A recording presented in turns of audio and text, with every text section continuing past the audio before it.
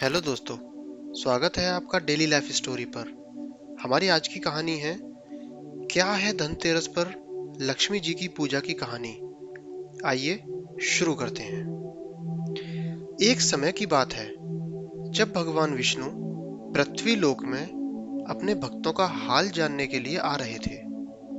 तभी माँ लक्ष्मी जी ने भी उनसे मृत्युलोक में साथ आने का आग्रह किया, परंतु भगवान विष्णु ने कहा कि यदि जैसा मैं कहूं वैसा ही मानो तो आप मेरे साथ चल सकती हो।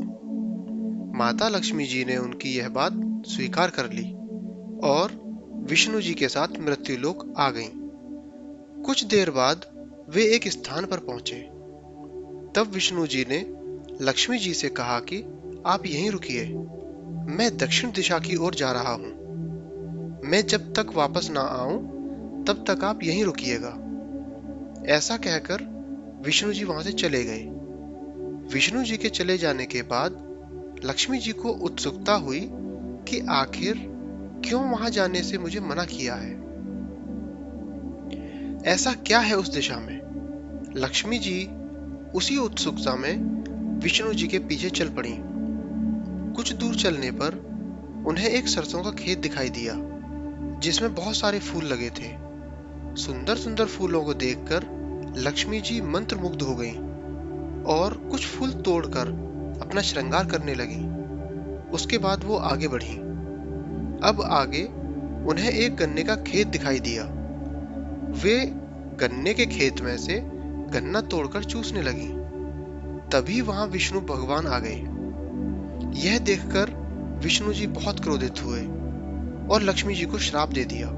वह बोले कि मैंने तुम्हें यहाँ आने से मना किया था, पर तुमने मेरी बात नहीं मानी और किसान के खेत से चोरी का अपराध भी कर दिया। अब तुम्हें प्रायश्चित के रूप में किसान के घर 12 वर्ष तक सेवा करनी होगी।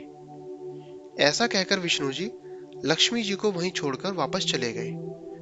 अब लक्ष्मी जी किसान के घर रहने लगी। एक दिन लक्ष्मी जी ने किसान की पत्नी से कहा कि तुम मेरी बनाई लक्ष्मी की मूर्ति की पूजा करो, तुम्हारी हर इच्छा पूर्ण होगी। किसान की पत्नी ने ऐसा ही किया। कुछ ही दिनों में किसान का घर धन समृद्धि से भर गया। अब 12 वर्ष बीत चुके हैं। भगवान विष्णु लक्ष्मी जी को वापस लेने आए। किसान ने उन्हें भेजने से मना कर दिया। विष्णु जी ने बताया कि यह मेरे श्राप के कारण यहाँ 12 वर्ष से तुम्हारी सेवा कर रही थी।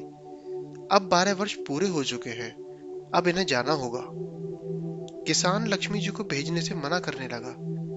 लक्ष्मी जी ने किसान से कहा कि अगर तुम मुझे रोकना चाहते हो तो कल त्रयोदशी के दिन घर को साफ करके घी का दीपक जलाकर रखना और सायंकाल में मेरा पूजन करना।